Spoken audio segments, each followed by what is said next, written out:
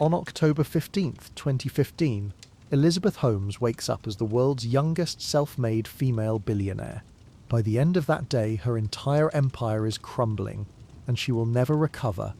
Picture this moment in your own life. You wake up on top of the world. Everything you've worked for, everything you've built, sits perfectly in place. Your reputation sparkles. Your bank account overflows. The media calls you a genius. Then, in less than 24 hours, it all disappears. Not slowly, not gradually, all at once. This is the story of Elizabeth Holmes, 31 years old, CEO of Theranos, worth $4.5 billion on paper. She has convinced the world that she solved one of medicine's most challenging problems. She has fooled investors, board members, journalists, and millions of patients. She has built her fortune on a single devastating lie. One Wall Street Journal article is about to destroy everything she has constructed over 12 years. But here's what makes this story truly terrifying. Elizabeth Holmes knows this moment is coming. She sees it approaching like a freight train. She tries everything to stop it. She fails. We all have moments where we stretch the truth. A small exaggeration on a resume, a white lie to avoid hurting someone's feelings, an optimistic projection to secure a promotion. Most of us keep these deceptions small and manageable. But what happens when one lie demands another? What happens when the gap between who you appear to be and who you really are becomes a chasm you cannot cross? Elizabeth Holmes turned this universal fear into a billion-dollar reality. She built an empire on the foundation of a single lie, then spent 12 years constructing increasingly elaborate deceptions to protect it. Her story is a masterclass in how small compromises can lead to catastrophic consequences. This story doesn't start with that devastating article. It starts with a 19-year-old college dropout who believed she could change the world. Elizabeth Ann Holmes is born in Washington, D.C. on February 3, 1984. Her father, Christian Holmes, works for government agencies including the State Department and the Agency for International Development. Her mother, Noel Doe, serves as a congressional committee staffer. Both parents instill in Elizabeth a belief that she is destined for greatness. From her earliest childhood, Elizabeth exhibits an unusual intensity about success. She doesn't just want to do well in school, she wants to be the best student anyone has ever seen. She doesn't just want to be successful someday, she wants to be a billionaire before she turns 30. Her childhood friends remember her as relentlessly competitive. In elementary school, she organizes elaborate business schemes, selling lemonade and friendship bracelets. She keeps detailed financial records of her profits. She reinvests earnings into expanding her operations. At age 8, she's already thinking like an entrepreneur. Elizabeth's parents feed this ambition. They tell her she can accomplish anything she sets her mind to. They praise her intelligence and determination. They never teach her that some goals might be unrealistic, or that failure is a normal part of life. This unconditional confidence becomes both her greatest strength and her fatal weakness. In high school, Elizabeth discovers biographies of famous entrepreneurs and inventors. She devours books about Thomas Edison, Steve Jobs, and Bill Gates. She studies their patterns of success. She learns their languages of innovation and disruption. She practices their confident presentation styles in front of mirrors. But Elizabeth focuses on the wrong lessons from these biographies. She learns about their vision and ambition. She absorbs their marketing genius and charismatic leadership. What she misses is their genuine technical innovation and their willingness to fail and learn from mistakes. She becomes obsessed with the performance of success rather than the substance of achievement. At Stanford University, Elizabeth majors in chemical engineering. She excels in her coursework, but her professors notice something unusual about her approach to problems. Where other students embrace the messy process of experimentation and learning from failure, Elizabeth becomes frustrated when experiments don't work perfectly the first time. During her sophomore year, Elizabeth develops an intense phobia of needles. This isn't just mild discomfort. She experiences genuine panic attacks when facing medical procedures that require blood draws. The fear is so severe that she avoids routine medical checkups rather than endure the needle procedures. This personal trauma becomes the genesis of her world-changing idea. If she fears needles this intensely, how many other people avoid necessary medical care for the same reason? What if blood testing didn't require large needles and multiple vials of blood? What if doctors could run comprehensive health panels from a single drop of blood obtained through a simple finger prick? The concept consumes Elizabeth's imagination. She begins sketching designs for miniaturized blood testing devices. She researches the technical challenges of running multiple assays from tiny samples. She calculates the potential market size for revolutionary blood testing technology. The numbers are staggering. Billions of people worldwide need regular blood testing. The market opportunity could be worth hundreds of billions of dollars. Elizabeth approaches professors with her vision. She explains her idea for revolutionary blood testing that eliminates patient fear and discomfort while providing faster, cheaper, more convenient results. The professors are politely skeptical. The physics and chemistry of blood testing require specific sample volumes for accurate results. Miniaturizing the process introduces significant technical challenges that haven't been solved by decades of research.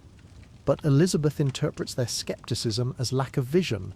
She believes she can solve problems that have stumped entire industries. She becomes convinced that her professors are too conservative and traditional to recognize revolutionary potential.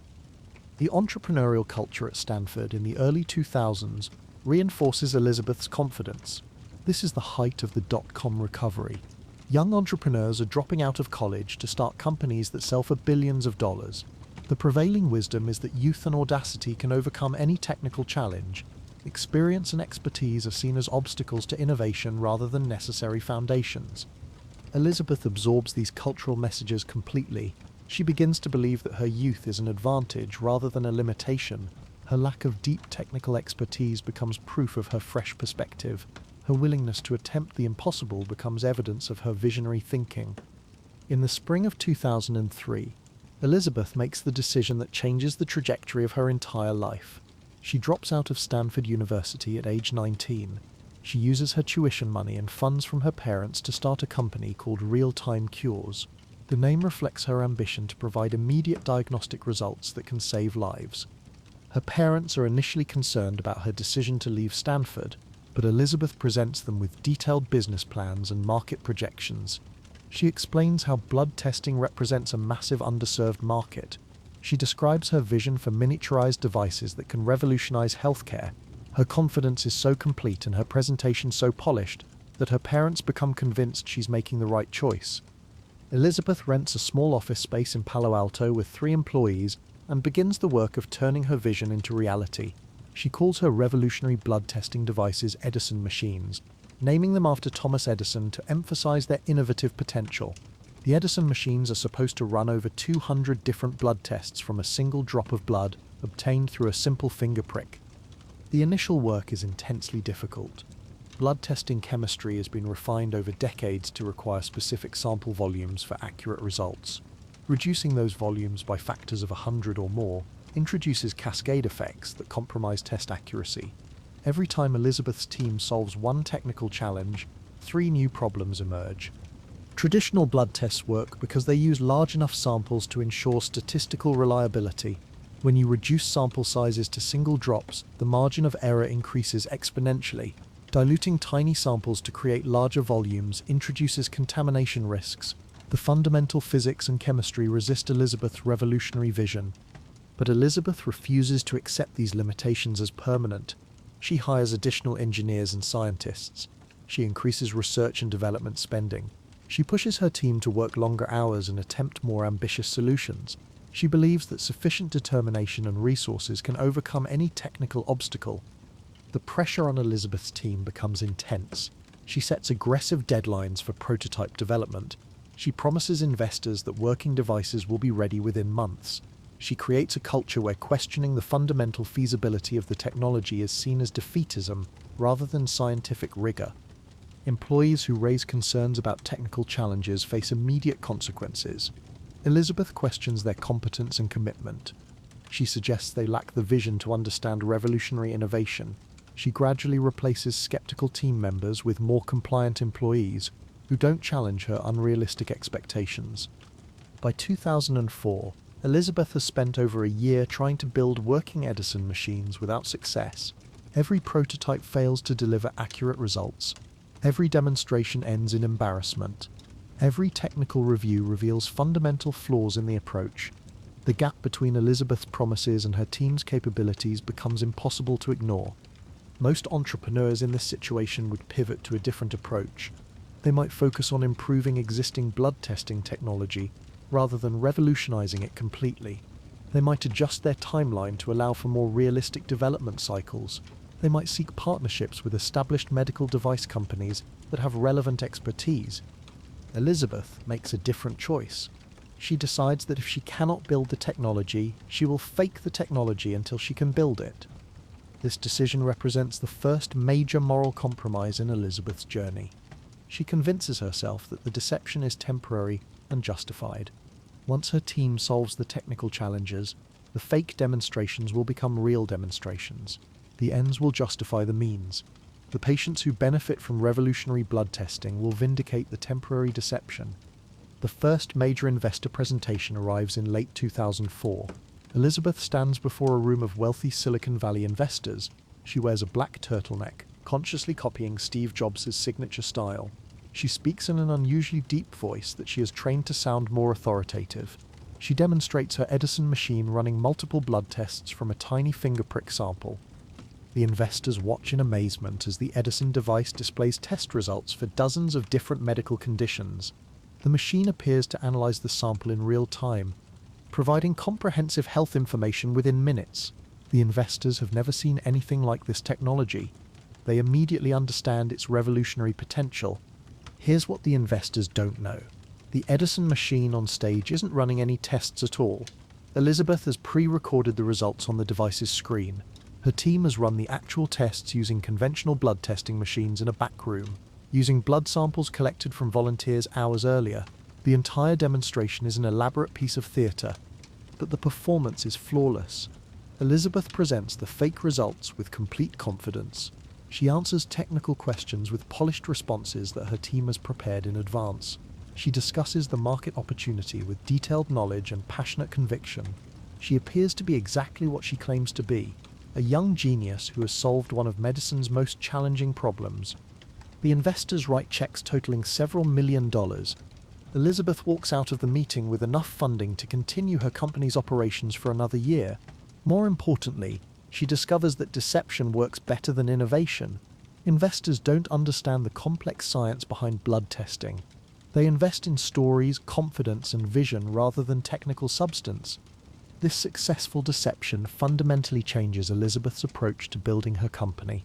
Instead of focusing primarily on solving the technical challenges, she begins focusing on perfecting the performance of success. She realizes that perception can be more powerful than reality, at least in the short term. Elizabeth uses the investor funding to hire prestigious advisors and board members who bring credibility to her company. She doesn't seek experts in blood testing or medical devices. Instead, she recruits famous political figures and business leaders who can lend their reputations to her vision without asking difficult technical questions. Henry Kissinger, the former Secretary of State, joins her board of directors. Kissinger has no background in medicine or diagnostics, but his name carries enormous weight with investors and partners. George Shultz, another former Secretary of State, also joins the board. These men provide exactly what Elizabeth needs: credibility without expertise. The recruitment of prestigious board members accelerates Elizabeth's fundraising success. Investors reason that if Henry Kissinger and George Shultz believe in Theranos technology, it must be legitimate. They don't realize that these board members have never seen the technology work and lack the scientific background to evaluate its feasibility. Elizabeth also begins building a culture of extreme secrecy within her company. She requires all employees to sign non-disclosure agreements that threaten massive financial penalties for sharing any information about company operations. She compartmentalizes different departments so that no single employee except Elizabeth herself can see the complete picture of how the company operates. Laboratory technicians know they are diluting tiny blood samples and using conventional testing machines, but they assume this is temporary while the Edison technology is perfected. Engineers know the miniaturized devices don't work properly, but they assume other teams are making progress on different technical challenges. Business development staff know the company is signing major partnerships, but they don't understand the technical details of how the testing will be performed. This compartmentalization serves a crucial purpose for Elizabeth's growing deception. It prevents employees from understanding that the entire company is built on fake technology. Each person knows only their small piece of the puzzle, and assumes that other departments have solved their respective challenges. The secrecy also creates an atmosphere of paranoia and control. Elizabeth installs surveillance cameras throughout the office space. She monitors employee communications and tracks who talks to whom. She creates a culture where questioning the technology or asking for more information is seen as disloyalty rather than scientific curiosity. By 2006, the systematic deception has become integral to Theranos operations. Elizabeth has raised additional rounds of funding based on fake demonstrations of non-working technology. She has signed preliminary agreements with potential partners who believe they will soon have access to revolutionary blood testing. She has hired dozens of employees who think they are working for a legitimate medical device company. The mental burden of maintaining these lies becomes enormous. Elizabeth has to remember which stories she has told to which people. She has to coordinate fake demonstrations with increasing sophistication to fool more skeptical audiences. She has to manage the growing gap between her public promises and her private knowledge that the technology doesn't work. Most people would crack under this psychological pressure. The constant fear of being discovered would become unbearable. The guilt of deceiving people who trust you would overwhelm the benefits of short-term success. The simple desire to tell the truth would eventually overcome the complex web of lies. But Elizabeth discovers something disturbing about herself. She not only tolerates the deception, she excels at it. The more elaborate the lies become, the more confident she appears. The higher the stakes rise, the more convincing her performances become. She develops a talent for deception that rivals her talent for fundraising and marketing. By 2007, Elizabeth changes her company's name from Real-Time Cures to Theranos, combining the words therapy and diagnosis. The new name better reflects her vision of providing comprehensive medical information from minimal blood samples. It also helps distance the company from early technical failures under the original name. The Edison machines evolve into more sophisticated props. Elizabeth's team builds devices that look increasingly impressive and professional. The machines feature sleek designs, digital displays, and complex internal mechanisms. To outside observers, they appear to be cutting-edge medical technology. In reality, they remain elaborate theatre props that cannot perform the tests they claim to perform. Elizabeth also begins developing her public persona more deliberately. She studies videos of Steve Jobs presenting Apple products and copies his techniques for building anticipation and excitement. She practices speaking in a lower register to sound more authoritative. She adopts a uniform of black turtlenecks and black slacks to create a recognizable visual brand. Her transformation is remarkable. The nervous college dropout has become a polished corporate executive who can command attention in any room. She speaks with absolute confidence about technical subjects she doesn't fully understand. She makes bold predictions about timeline and capabilities that she knows are impossible to achieve. She has learned to lie so effectively that she almost believes her own deceptions. The growing sophistication of Elizabeth's fraud allows her to attract increasingly prominent investors and partners. She raises larger rounds of funding from more prestigious venture capital firms. She begins discussions with major corporations about potential partnerships. She starts appearing at industry conferences as a recognized expert in diagnostic innovation. Each success builds momentum for the next success. Investors see other prestigious investors participating and assume they have performed rigorous technical due diligence. Partners see other major corporations expressing interest and assume the technology has been thoroughly validated. The fraud creates its own credibility through social proof and reputation association. By 2010, Theranos employs over 100 people and has raised more than $90 million in funding. Elizabeth has created secret rooms called the Normandy Labs where conventional blood testing machines are hidden from visitors. When VIP guests tour the facilities, employees quickly conceal the traditional machines and display only the non-functional Edison devices. The deception has become systematic and comprehensive.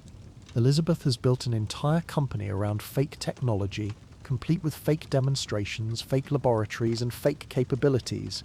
The only people who understand the complete scope of the fraud are Elizabeth herself and a small circle of close associates who help coordinate the elaborate deception.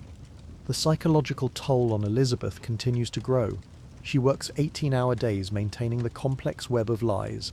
She lives in constant fear of discovery, while projecting absolute confidence to the outside world. She has created a prison of her own making, where telling the truth would destroy everything she has built. But Elizabeth also discovers that success, even fake success, is intoxicating. The praise from investors and media attention feeds her ego. The prestigious board members and famous partners validate her sense of importance. The growing company valuation makes her feel like the visionary she always claimed to be. She begins to rationalize her deception in increasingly elaborate ways. She tells herself that all great innovations require periods of temporary setbacks.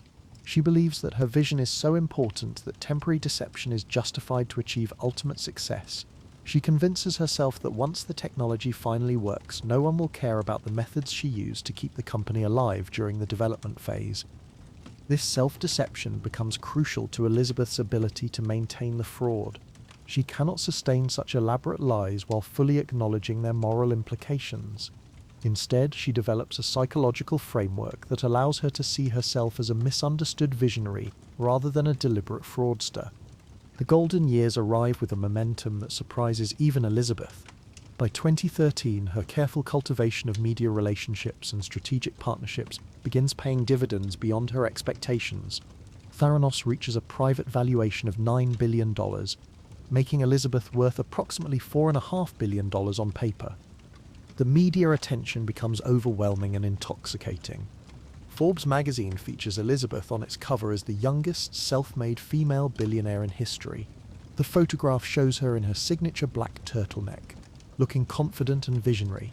The article describes her as a revolutionary entrepreneur who is transforming healthcare through innovative technology. Fortune magazine follows with their own cover story, calling Elizabeth the next Steve Jobs. The comparison is deliberate and flattering. Like Jobs, Elizabeth is portrayed as a college dropout who saw possibilities that established experts missed. Like Jobs, she is described as a perfectionist who demands excellence from her team. Like Jobs, she is positioned as a technology visionary who will change the world. The TED Talk invitation represents the pinnacle of Elizabeth's mainstream recognition.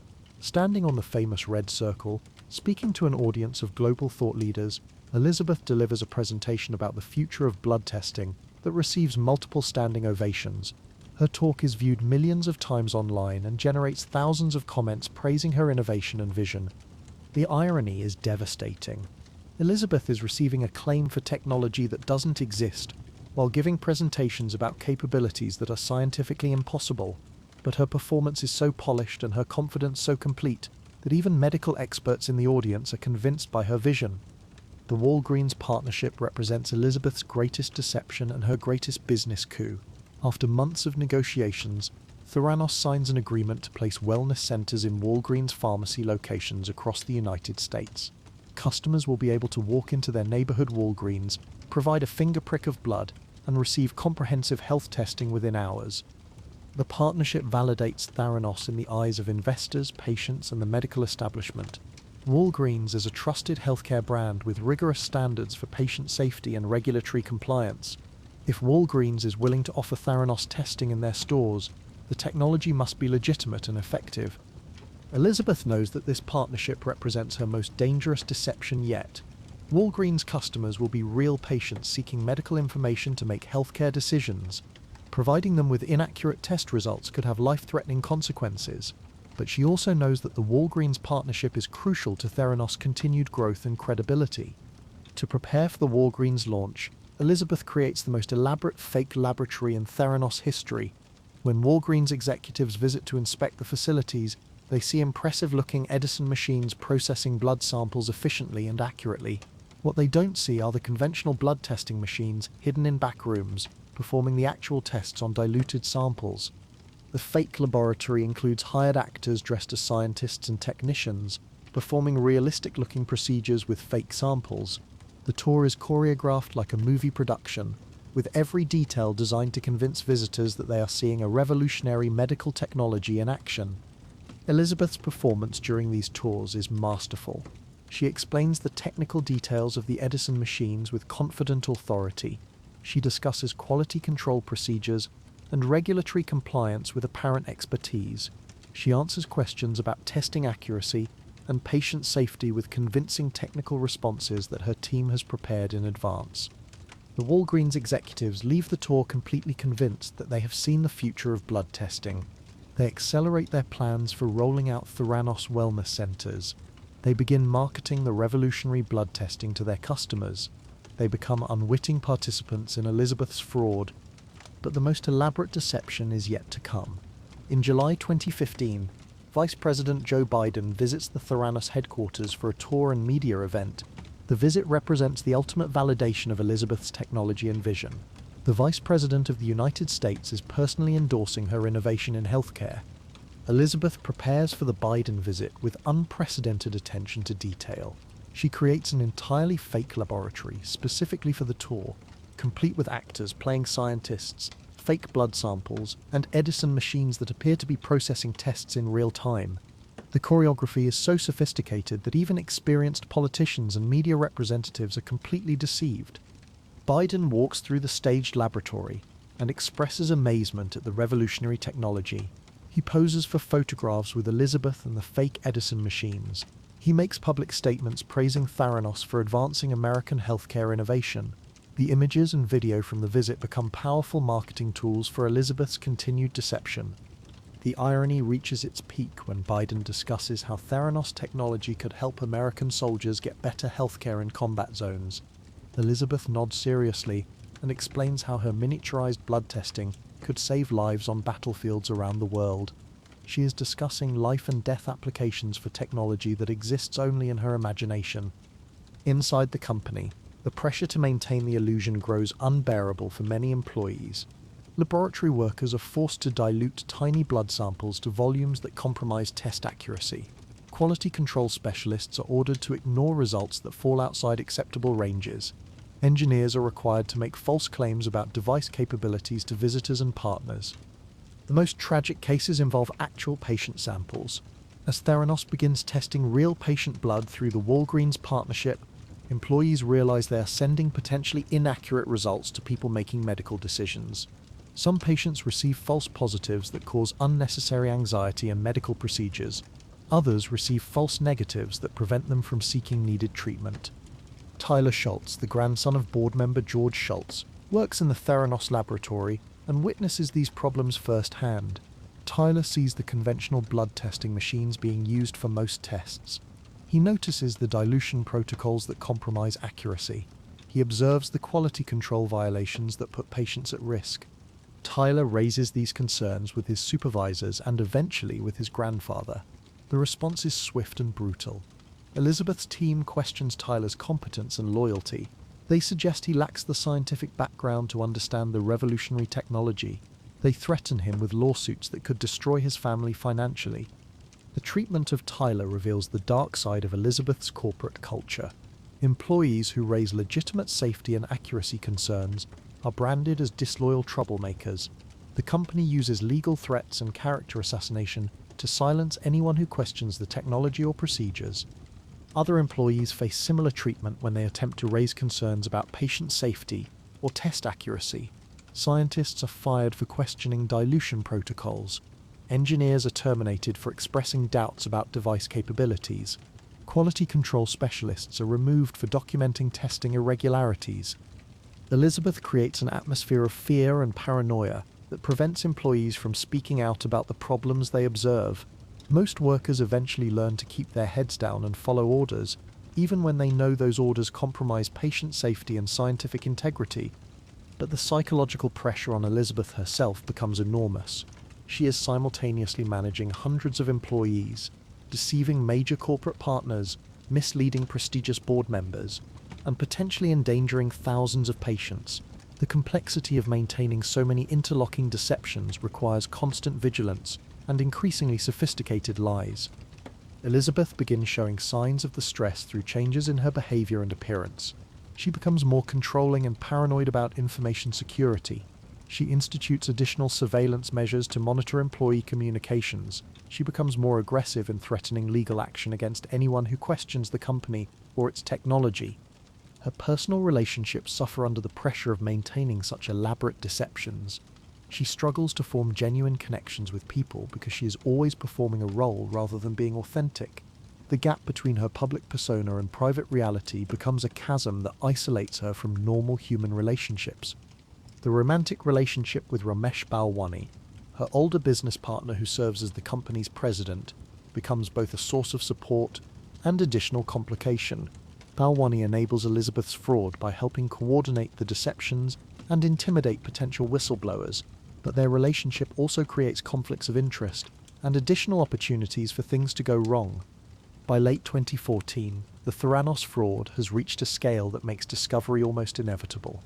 Too many employees have witnessed problems with the technology and testing procedures. Too many patients have received questionable results. Too many partners and investors have been told lies that contradict each other. The company employs over 800 people, many of whom have partial knowledge of the deceptive practices. The wellness centers in Walgreens stores are processing thousands of patient samples using questionable methods. The gap between Elizabeth's public claims and the private reality has become impossible to hide indefinitely. Former employees begin reaching out to journalists with stories about their experiences at Theranos. Most reporters initially dismiss these accounts as the complaints of disgruntled workers. The claims seem too outrageous to believe. A company valued at nearly $10 billion couldn't be based entirely on fake technology. But John Carrio is different from other journalists who receive these tips. As an investigative reporter for the Wall Street Journal, Carrio has built his reputation on exposing corporate fraud and misconduct. When he begins receiving calls from former Theranos employees in late 2014, something about their stories rings true. The first sources are nervous and reluctant to share specific details. They fear legal retaliation from Theranos lawyers. They worry about destroying their careers by speaking out against a company with such prestigious backing. But they also feel moral obligation to expose practices that put patients at risk. Carrier begins his investigation carefully and methodically. He reaches out to additional former employees to corroborate the initial claims. He researches the technical challenges of miniaturized blood testing to understand whether the alleged capabilities are scientifically feasible. He examines public statements from Elizabeth and other company executives for inconsistencies and impossible claims. The breakthrough comes when Tyler Schultz decides to become a source for Carrier's investigation. Despite enormous pressure from his family and legal threats from Theranos, Tyler provides internal documents that prove the company uses conventional machines for most testing. He describes the dilution protocols that compromise test accuracy. He explains how employees are trained to hide the real testing methods from visitors. Other sources follow Tyler's lead. Former laboratory technicians describe being forced to manipulate test results to hide quality control failures. Engineers explain how the Edison machines never worked as advertised and were primarily used as props for demonstrations. Quality control specialists provide documentation of safety violations and accuracy problems. Carrier spends months verifying these claims through additional sources and expert consultations. He interviews medical professionals who explain why the claimed miniaturization is scientifically problematic. He consults with laboratory specialists who review the alleged testing procedures and identify numerous problems that would compromise accuracy. Elizabeth becomes aware of Carrier's investigation in early 2015. Her initial response is complete denial and aggressive legal intimidation. She hires David Boies, one of America's most expensive and famous lawyers, to threaten the Wall Street Journal and its sources with massive lawsuits. The legal threats are sophisticated and terrifying. Boies sends letters to the Journal claiming that publishing the investigation would constitute defamation and tortious interference with business relationships. He threatens individual sources with personal bankruptcy through legal fees and damages. He demands that the newspaper kill the investigation entirely. Elizabeth also attempts to use her business and political connections to stop the investigation. She calls Rupert Murdoch, who owns the Wall Street Journal and has invested over $100 million in Theranos. She asks Murdoch to intervene with his newspaper's editorial decisions to protect his investment. The call to Murdoch represents Elizabeth's most desperate attempt to prevent the truth from emerging. She explains to him that the Journal investigation is based on false information from disgruntled former employees. She claims that publishing the article would damage a revolutionary healthcare company and harm patients who need access to innovative blood testing. Murdoch listens to Elizabeth's concerns but refuses to interfere with the Journal's editorial independence. He tells her that his newspapers must maintain credibility by following stories wherever they lead, regardless of his personal financial interests. This decision effectively seals the fate of Elizabeth's empire. Elizabeth also tries to discredit Carey personally and professionally. She spreads rumours that he has a bias against successful female entrepreneurs. She suggests that he is being manipulated by competitors who want to damage Theranos. She claims that his investigation is sloppy and based on unreliable sources. These attempts at character assassination backfire by drawing more attention to the investigation. Other journalists become curious about why Elizabeth is fighting so hard to prevent publication of the article. The aggressive legal response suggests that there might be truth to the allegations being investigated. Inside Theranos, panic spreads as news of the investigation reaches employees and board members. Key personnel begin leaving the company to avoid association with potential scandal. Board members start asking uncomfortable questions about the technical capabilities and testing procedures they have been endorsing. The prestigious board that once provided credibility becomes a liability, as members realize they may have been deceived about fundamental aspects of the company's operations. Henry Kissinger and George Shultz begin distancing themselves from the company while trying to understand how they became involved in potential fraud.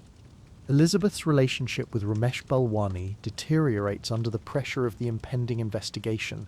Balwani realizes that criminal charges are possible if the fraud allegations are proven. Their romantic relationship, already strained by years of shared deception, crumbles completely as they focus on protecting themselves legally. The investigation reaches its final phase in September 2015. Carius confirmed through multiple sources that Theranos uses conventional machines for most testing. He has documented the company's pattern of intimidating whistleblowers and hiding its real testing methods from partners and investors. He has proven that Elizabeth has been systematically lying about her company's capabilities for over a decade. The Wall Street Journal's editors and lawyers review the investigation thoroughly. They verify sources and documentation to ensure the article meets the highest standards for accuracy and legal protection. They prepare for the inevitable legal challenges that will follow publication. Elizabeth makes one final desperate attempt to prevent publication. On October 14, 2015, she calls Carey Drew directly and offers him exclusive access to Theranos technology and operations if he delays publishing the investigation. She claims that she can prove her technology works if given more time to demonstrate it properly. Carey declines the offer. He has already seen enough evidence to know that the technology doesn't work as advertised. The investigation has revealed systematic fraud that affects thousands of patients and investors. The public interest in exposing this deception outweighs any potential benefit from delaying publication. Elizabeth spends the night of October 14th making final phone calls to investors, board members, and business partners. She tries to prepare them for the article that will publish the next morning. Her message is consistent. The Wall Street Journal has been deceived by unreliable sources and is about to publish false information that will damage a revolutionary healthcare company. But her efforts are too little, too late. The evidence against Theranos is overwhelming and undeniable. The investigation has revealed fraud on a scale that shocks even experienced observers of corporate misconduct. The article will expose not just business deception, but potential endangerment of patient health and safety. As dawn approaches on October 15, 2015, Elizabeth realizes that her 12-year fraud is about to be exposed to the world. Everything she has built through elaborate deception is about to collapse.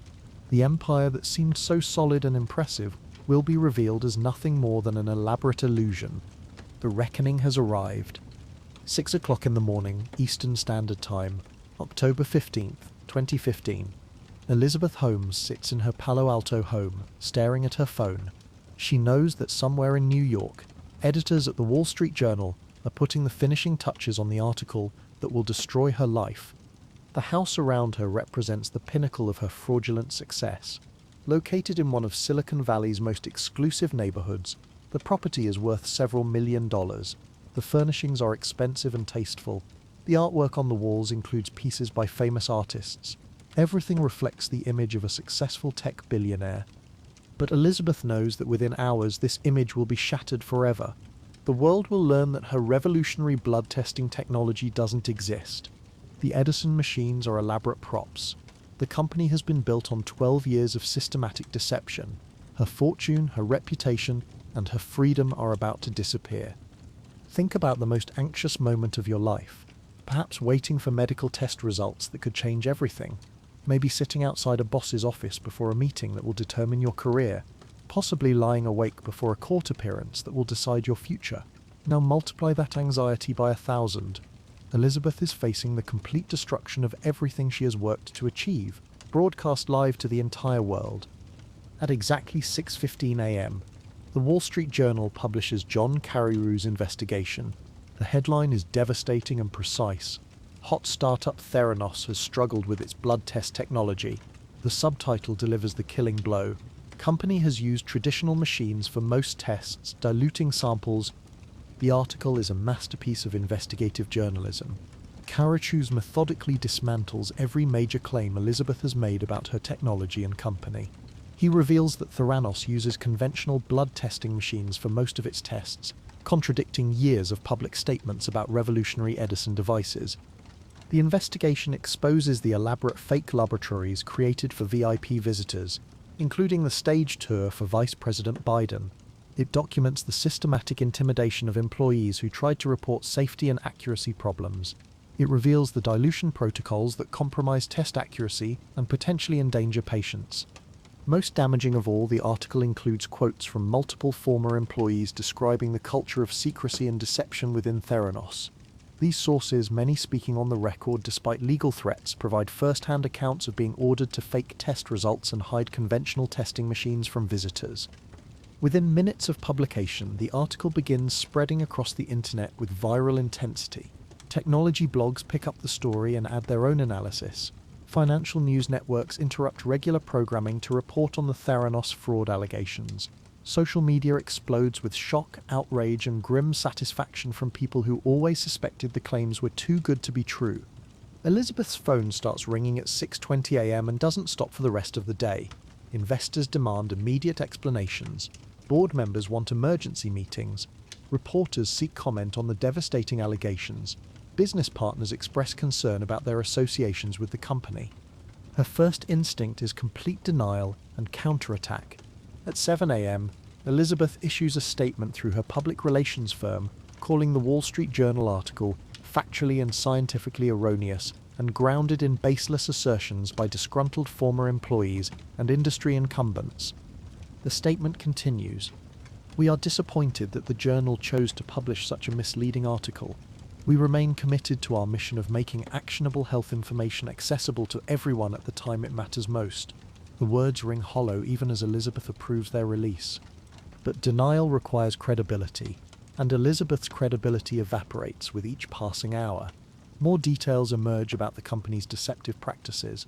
As other news organizations begin following up on Carreyrou's investigation, former employees, emboldened by the journal's article, start speaking publicly about their experiences at Theranos. By 8 a.m., the financial markets render their preliminary verdict. Private investors who valued Theranos at $9 billion just 24 hours earlier begin questioning whether the company is worth anything at all. Elizabeth's personal net worth, which peaked at $4.5 billion, starts disappearing in real time. The collapse happens faster than anyone anticipated. Institutional investors who prided themselves on rigorous due diligence realize they have been completely deceived. Venture capital firms that built their reputations on identifying promising technologies discover they have invested hundreds of millions of dollars in elaborate theatre. Think about the worst professional embarrassment you've ever experienced. Maybe a presentation that went wrong in front of important clients. Perhaps a mistake that cost your company money and damaged your reputation. Now imagine that embarrassment being broadcast to millions of people while your life's work crumbles around you. This is Elizabeth's reality on the morning of October 15th. By 9 a.m., the media reaction becomes overwhelming and brutal. CNBC interrupts regular programming to discuss the Theranos fraud allegations. The anchor describes the story as potentially the biggest corporate scandal since Enron.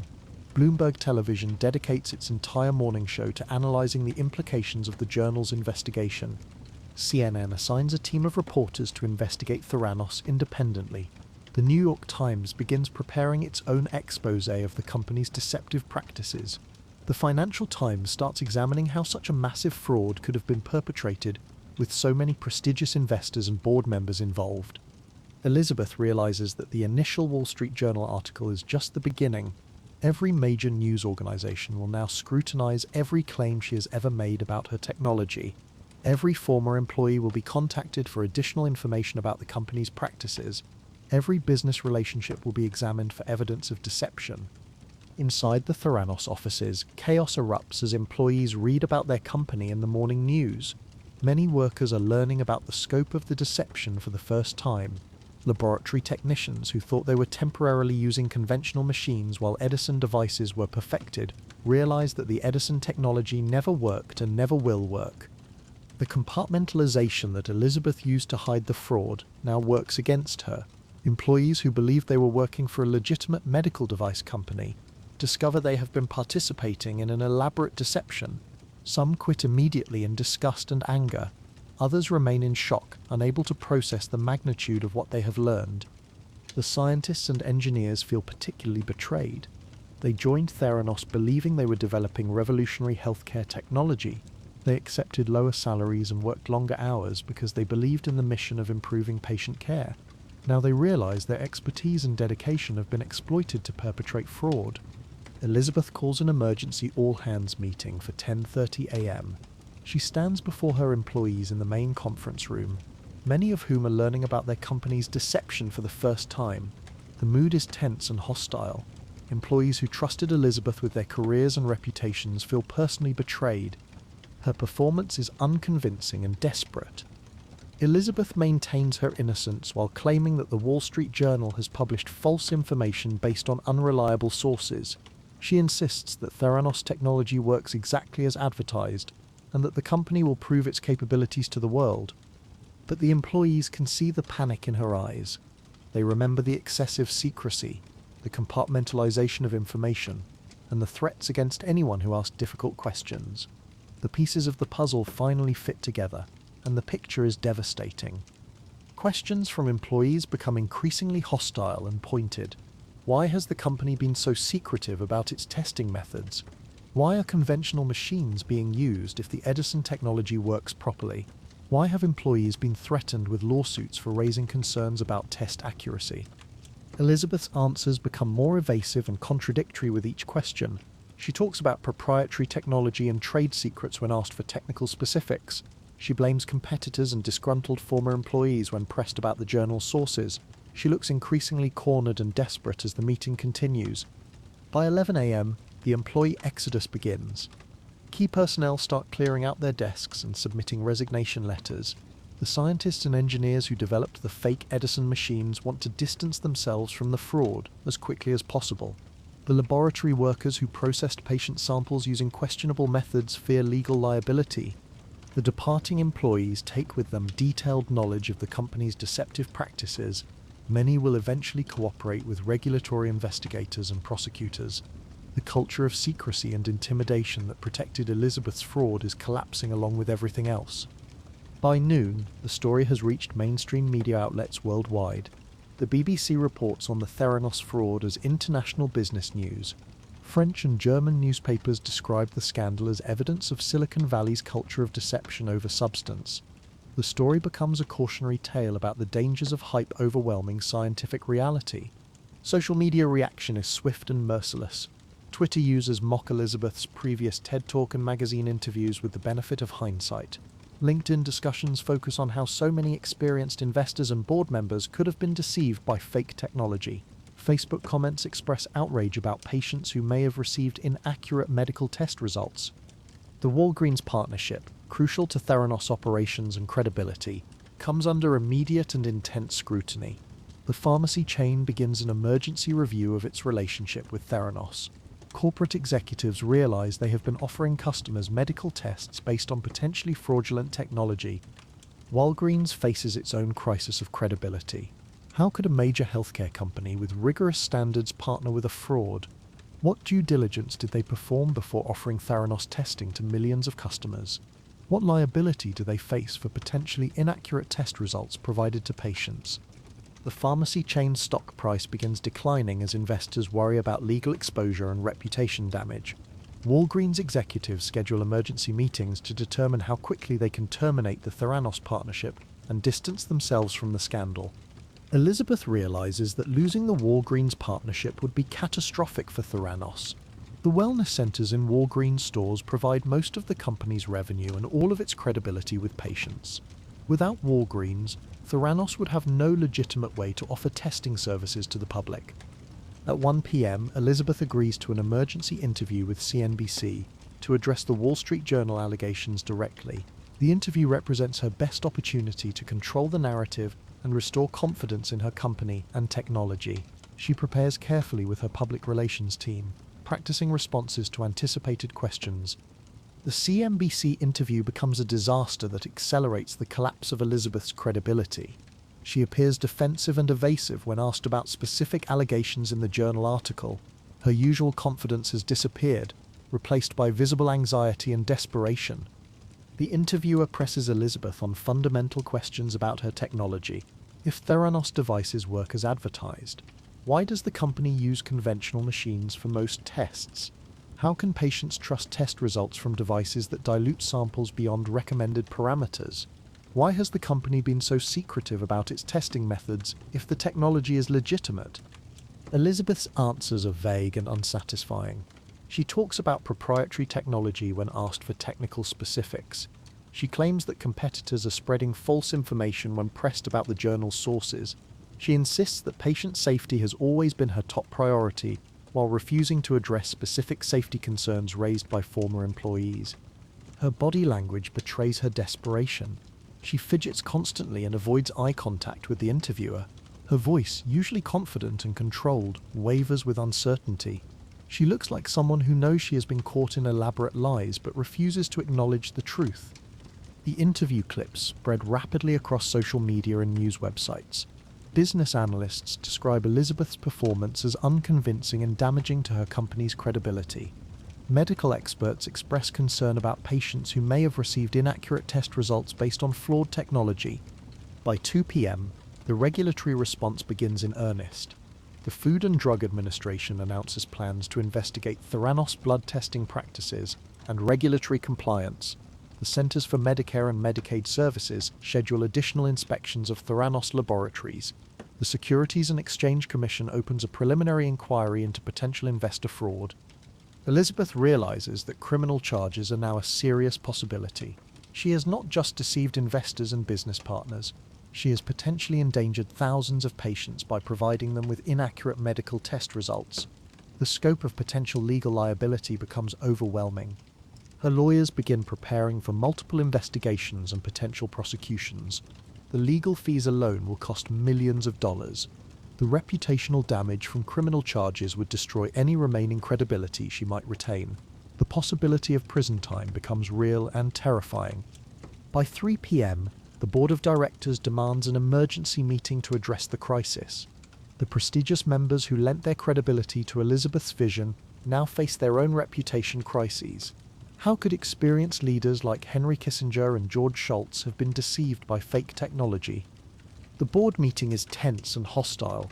Members demand detailed explanations of the allegations in the Wall Street Journal article. They want to know why they were not informed about the company's use of conventional testing machines. They question whether they have been deliberately misled about fundamental aspects of the company's operations. Elizabeth's explanations become increasingly desperate and contradictory. She claims that the journal article contains factual errors while being unable to specify which facts are wrong. She insists that Theranos technology works properly while being unable to explain why conventional machines are being used for most tests. Board members begin expressing concerns about their legal liability for endorsing potentially fraudulent technology. They worry about lawsuits from investors who relied on their reputations when making investment decisions. They fear that their involvement with Theranos will damage their own credibility and legacy. Henry Kissinger, the former Secretary of State, who provided enormous credibility to Elizabeth's fraud, begins distancing himself from the company. His representatives issue carefully worded statements expressing concern about the allegations and indicating that he will reassess his involvement with Theranos. George Shultz faces a particularly painful personal crisis. His grandson Tyler was one of the primary whistleblowers who helped expose the fraud. George must choose between supporting his family member who told the truth or continuing to defend the company he helped legitimize through his reputation. By 4 p.m., the financial damage becomes clear and devastating. Private investors begin demanding detailed information about their investments and the company's actual capabilities. Venture capital firms that prided themselves on rigorous due diligence realize they have been completely deceived about fundamental aspects of the business. The paper valuations that made Elizabeth a billionaire evaporate completely. Theranos, valued at $9 billion just that morning, is now seen as potentially worthless. Elizabeth's personal net worth, tied entirely to her ownership stake in the company, disappears along with the company's value. Investors who wrote checks based on fake demonstrations and fraudulent claims begin considering legal action to recover their losses. The prospect of massive lawsuits adds another layer of crisis to Elizabeth's deteriorating situation. The partnership agreements that provided credibility and revenue begin crumbling. Companies that sign deals to use Theranos technology start reviewing their contracts and looking for ways to terminate their relationships. The network of business relationships that supported Elizabeth's fraud collapses along with everything else. By 5 p.m., the international business community renders its verdict. The Theranos scandal becomes a cautionary tale about the dangers of Silicon Valley hype culture and the importance of rigorous due diligence. Business schools begin planning case studies about how such massive fraud could have been perpetrated and sustained for so long. The comparison to other major corporate scandals becomes unavoidable. Like Enron, Theranos built its success on elaborate deception and accounting tricks. Like Bernie Madoff's Ponzi scheme, it convinced smart people to invest in something that didn't exist. Like every major fraud in history, it eventually collapsed when the truth became impossible to hide. But the Theranos scandal feels different and more personal because of its potential impact on patient health. Elizabeth didn't just steal money from wealthy investors. She potentially endangered the health and safety of thousands of patients who trusted their medical care to fraudulent technology. By 6 p.m., 12 hours after the Wall Street Journal article published, the transformation is complete. Elizabeth Holmes has gone from billionaire tech darling to suspected criminal fraud. Her company, valued at $9 billion that morning, is now seen as essentially worthless. The parallels to Greek tragedy become obvious. Elizabeth's hubris and ambition led her to attempt something beyond human capability. Her refusal to acknowledge limitations and accept failure created the conditions for her spectacular downfall. Her story becomes a modern morality tale about the consequences of living in deception. As the sun sets on October 15, 2015, Elizabeth sits in her office surrounded by the wreckage of her empire. The phones have finally stopped ringing. The reporters have gotten their quotes. The initial shock has worn off, replaced by grim understanding of what comes next. She thinks about the choices that led to this moment. The first lie to investors about working technology, the decision to fake demonstrations rather than admit technical failures, the systematic intimidation of employees who tried to tell the truth. Each deception seemed manageable at the time, but together they created a fraud of historic proportions. The irony is devastating and complete. Elizabeth Holmes wanted to change the world through medical innovation. Instead, she changed it through corporate deception. She wanted to be remembered as a visionary who revolutionized healthcare. Now she will be remembered as one of history's most notorious fraudsters. The empire she built over 12 years has collapsed in less than 24 hours. The lies that seemed so powerful and protective have been exposed as fragile and temporary. The truth, which she fought so desperately to suppress, has finally won. This is the moment when Elizabeth realizes there is no way back. No amount of money, connections, or legal maneuvering can restore what she has lost. Her reputation is destroyed forever. Her company is finished. Her freedom is in serious jeopardy. The woman who woke up that morning as a billionaire tech CEO goes to sleep as the most infamous fraud in Silicon Valley history. But her fall from grace has only just begun. The consequences of her deception will unfold over years, destroying not just her own life, but the lives of employees, investors, and patients who trusted her vision. The aftermath begins immediately and accelerates with devastating momentum. October 16, 2015. The morning after the collapse, Elizabeth Holmes wakes up to a completely different world. 24 hours earlier, she was a celebrated billionaire entrepreneur. Now she is the most notorious corporate fraud in Silicon Valley history. The financial markets have rendered their final verdict overnight. private investors who valued Theranos at $9 billion now consider the company essentially worthless. Elizabeth's personal net worth, which peaked at $4.5 billion, has disappeared completely. She has gone from being the youngest self-made female billionaire to having no meaningful assets beyond her personal possessions. The media coverage intensifies throughout the week as journalists compete to expose additional details of the fraud. Every major news organization assigns teams to investigate different aspects of the Theranos deception. The story dominates business news cycles and becomes a cultural phenomenon beyond the technology and healthcare industries. The New York Times publishes a devastating follow-up investigation, revealing the full scope of the fake laboratory tours, including detailed descriptions of the elaborate theater created for the Vice President Biden visit. The article includes interviews with former employees who describe being coached to act like scientists and technicians during VIP tours. CNN interviews patients who received potentially inaccurate test results from Theranos devices. Some patients were told they had serious medical conditions that later proved to be false positives. Others received normal results when follow-up testing revealed actual health problems. The human cost of Elizabeth's fraud becomes clear and heartbreaking. The Financial Times examines how prestigious board members and experienced investors were deceived by the elaborate fraud. The investigation reveals that most board members never saw the technology work and never asked detailed technical questions. They invested their reputations based on Elizabeth's charisma rather than scientific evidence. Each new article adds layers of detail to the fraud that make Elizabeth's deception seem even more elaborate and callous. She didn't just lie about technology that didn't work. She created an entire fake company, complete with fake laboratories, fake demonstrations, and fake capabilities. The regulatory response becomes swift and severe. Within 2 weeks of the journal article, the Food and Drug Administration bans Theranos from operating its laboratory for 2 years.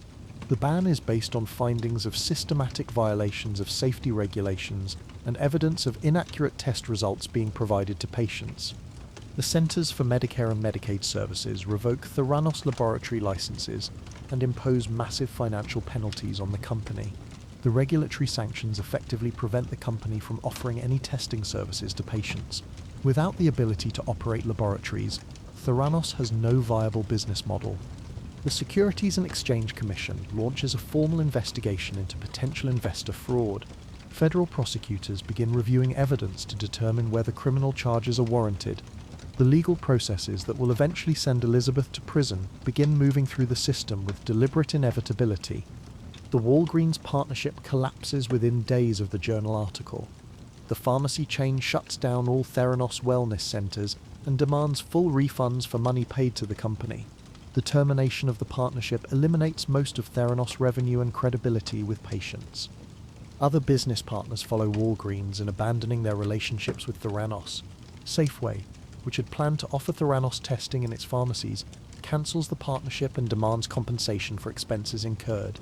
The network of business relationships that supported Elizabeth's fraud dissolves completely.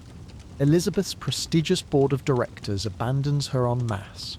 Henry Kissinger resigns his position within a week of the scandal breaking. George Shultz steps down after choosing to support his whistleblower grandson over the company he had promoted. Within a month, the board that once provided credibility has completely dissolved. The employee exodus accelerates as workers realize they have been unknowing participants in a massive fraud. Scientists and engineers who believed they were developing revolutionary healthcare technology discover they have wasted years of their careers on fake devices and fraudulent demonstrations. Many former employees face difficulty finding new jobs because of their association with the Theranos scandal. Recruiters and hiring managers question whether workers who spent years at Theranos were competent professionals or willing participants in fraud. The reputational damage extends far beyond Elizabeth herself. The company that once employed over 800 people becomes a ghost town. The Palo Alto headquarters, which buzzed with activity and ambition just weeks earlier, becomes nearly empty. The few remaining employees spend their time dealing with legal issues rather than developing technology or serving patients. Elizabeth attempts to salvage something from the wreckage through various desperate measures. She hires crisis management consultants who specialize in corporate scandals. She considers pivoting to different business models that might use some of the company's legitimate intellectual property. She explores selling company assets to raise money for legal defenses and investor compensation. Nothing works. The fraud has poisoned everything associated with Theranos and Elizabeth's name. Potential partners and customers flee from any association with the scandal. The company's remaining assets have little value because they are tainted by their connection to the fraud. The personal cost to Elizabeth becomes apparent as the legal processes unfold. She sells her expensive homes to pay for legal representation. She liquidates her remaining assets to fund her defense against multiple investigations and potential prosecutions. The woman who once lived like Silicon Valley royalty now struggles to afford basic necessities. Her legal team faces an impossible task. The evidence of fraud is overwhelming and well documented. Hundreds of witnesses can testify about the deceptive practices they observed or participated in. Thousands of documents prove that Elizabeth knew her technology didn't work while continuing to promote it to investors and patients. The criminal investigation takes years to complete, as prosecutors build their case methodically. They interview hundreds of witnesses and review thousands of internal documents. They consult with medical experts who explain why the claimed technology is scientifically impossible. They prepare to prove beyond reasonable doubt that Elizabeth knowingly committed fraud. Elizabeth's defense strategy evolves as the evidence against her becomes overwhelming. Initially, her lawyers maintain that she genuinely believed in her technology and never intended to deceive anyone. They argue that she was a young entrepreneur who made mistakes but wasn't a criminal. As more evidence emerges, the defense strategy shifts to blaming Ramesh Balwani, Elizabeth's former boyfriend and business partner.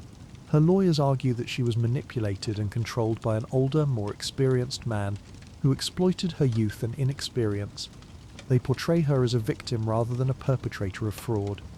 The blame-shifting strategy faces skeptical reception from prosecutors and investigators. The evidence shows that Elizabeth was the primary decision-maker at Theranos and actively participated in creating and maintaining the fraudulent schemes. Her attempt to avoid responsibility by blaming others damages her credibility even further. By 2016, Elizabeth is forced to shut down Theranos completely. The company that was once valued at $9 billion ceases all operations. The headquarters building is emptied and returned to landlords. The fake Edison machines are disposed of as worthless props. The dream of revolutionary blood testing dies along with the company. The shutdown eliminates hundreds of jobs and destroys nearly $1 billion in investor capital. The human cost of Elizabeth's fraud extends far beyond her personal consequences, to include employees who lost their careers, investors who lost their money, and patients who lost their trust in medical innovation. The criminal trial finally begins in August 2021, almost 6 years after the Wall Street Journal article destroyed Elizabeth's empire.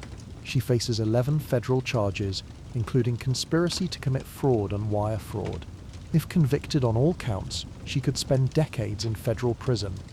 The trial becomes a media sensation that attracts international attention. Elizabeth Holmes, once celebrated as a visionary entrepreneur, now sits in a federal courthouse as a criminal defendant.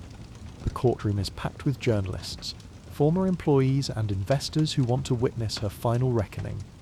The prosecution presents devastating evidence accumulated over years of investigation. They show videos of fake demonstrations given to investors and partners. They present internal documents proving that Elizabeth knew her technology didn't work. They call witnesses who describe the culture of deception and intimidation at Theranos.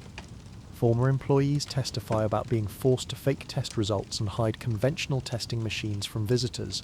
Investors describe being misled about the company's capabilities and prospects. Patients tell heartbreaking stories about receiving inaccurate test results that affected their medical care. The most damaging testimony comes from Tyler Schultz and other whistleblowers who tried to expose the fraud from inside the company. They described the threats and intimidation they faced when they raised concerns about patient safety and test accuracy. Their courage in speaking out despite personal risks becomes a powerful counterpoint to Elizabeth's deception. Elizabeth takes the witness stand in her own defense, maintaining that she believed in her technology until the very end. She claims that she never intended to deceive anyone, and was trying to revolutionize healthcare for the benefit of humanity. She portrays herself as a young entrepreneur who made mistakes but wasn't a criminal. Her testimony is unconvincing and often contradicted by evidence presented earlier in the trial. The jury sees through her attempts to rewrite history. and avoid responsibility for her actions. Her performance on the witness stand damages rather than helps her case. The defense argument that Elizabeth was manipulated by Ramesh Balwani receives skeptical reception from jurors. The evidence shows that she was the primary decision-maker at Theranos and actively participated in creating the fraudulent schemes. Her attempt to blame others for her choices appears desperate and self-serving. On January 3, 2022, the jury delivers its verdict after several days of deliberation. Elizabeth Holmes is found guilty on 4 counts of defrauding investors. She is acquitted on charges related to defrauding patients, but the investor fraud convictions are sufficient to send her to federal prison for many years. The verdict represents the end of Elizabeth's journey from celebrated entrepreneur to convicted criminal. The jury has rejected her claims of innocence and found her responsible for orchestrating one of the most elaborate corporate frauds in American history. The sentencing hearing takes place in November 2022, almost exactly 7 years after the Wall Street Journal article destroyed her empire.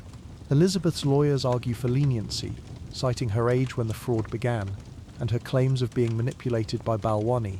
They ask the judge to consider her potential contributions to society if given a second chance. Prosecutors demand a harsh sentence that reflects the severity of Elizabeth's crimes and their impact on victims. They argue that her fraud endangered patients, stole hundreds of millions of dollars from investors, and damaged public trust in medical innovation. They want her sentence to deter other potential fraudsters. Judge Edward Davila sentences Elizabeth Holmes to 11 years and 3 months in federal prison. He also orders her to pay over $900 million in restitution to the investors she defrauded. The sentence reflects the magnitude of her crimes and their consequences for victims. The prison sentence represents the final chapter in Elizabeth's fall from grace. She will spend more than a decade behind bars, losing the most productive years of her adult life. She will emerge from prison in her late 40s, her reputation permanently destroyed and her opportunities severely limited. Elizabeth reports to federal prison in May 2023, trading her expensive business attire for a standard prison uniform. The woman who once graced magazine covers as a visionary entrepreneur now lives in a small cell and follows the rigid schedule of institutional life. The broader impact of the Theranos scandal extends far beyond Elizabeth's personal consequences. The case fundamentally changes how investors evaluate healthcare startups and medical device companies. Due diligence processes become more rigorous and technically focused. Claims about revolutionary medical technology face much greater skepticism. Silicon Valley's culture of fake it till you make it faces serious questioning after the Theranos scandal. The technology industry begins recognizing the dangers of prioritizing hype over substance, especially in fields like healthcare where lives are at stake. The era of blind faith in charismatic entrepreneurs begins to end. Regulatory agencies increase their scrutiny of medical device companies and diagnostic laboratories. The FDA implements stricter oversight of innovative testing technologies. Medicare and Medicaid impose more rigorous requirements for laboratory operations and quality control. The scandal also highlights the importance of whistleblowers in exposing corporate fraud. Tyler Schultz and other former employees who risked their careers to tell the truth become heroes in the fight against corporate corruption. Their courage saves lives and prevents further harm to patients and investors. Business schools around the world begin teaching the Theranos case as a cautionary tale about entrepreneurship, ethics, and corporate governance. Students learn about the slippery slope from optimistic projections to outright fraud. They study how small compromises can lead to massive deceptions that destroy lives and careers. The media coverage of Elizabeth Holmes also reveals uncomfortable truths about how society treats successful women. Some observers argue that her gender made her rise easier because investors wanted to support female entrepreneurs. Others contend that her downfall was harsher because of sexist double standards in business and media coverage. But these debates ultimately miss the central point of Elizabeth's story. She committed fraud, not because of her gender, age, or background, but because of her choices.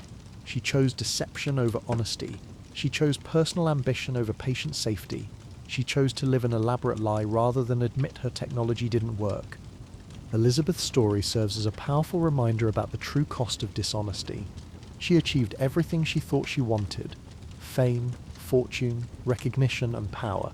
but because her success was built on lies, she lost it all faster than anyone imagined possible. The truth, despite her desperate efforts to suppress it, eventually prevailed. The empire that took 12 years to build collapsed in 24 hours. The reputation that seemed unshakable crumbled at the first touch of honest journalism. The success that appeared so solid proved to be nothing more than an elaborate illusion maintained through constant deception. Today, as Elizabeth serves her prison sentence, her story continues to resonate as a cautionary tale about the dangers of prioritizing image over substance.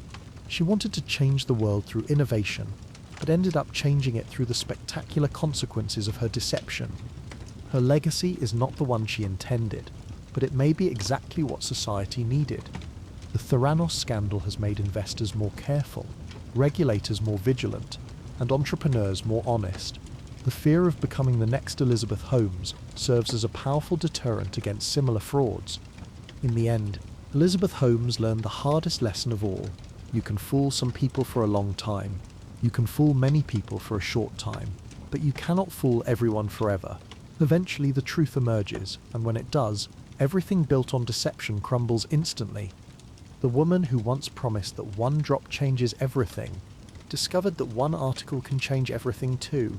One Wall Street Journal investigation destroyed a billion-dollar empire and sent its creator to federal prison. The truth, it turns out, is more powerful than any lie, no matter how elaborate or well-funded. Elizabeth Holmes spent 12 years building a fortune on a foundation of deception. It took just 24 hours for honesty to bring it all down.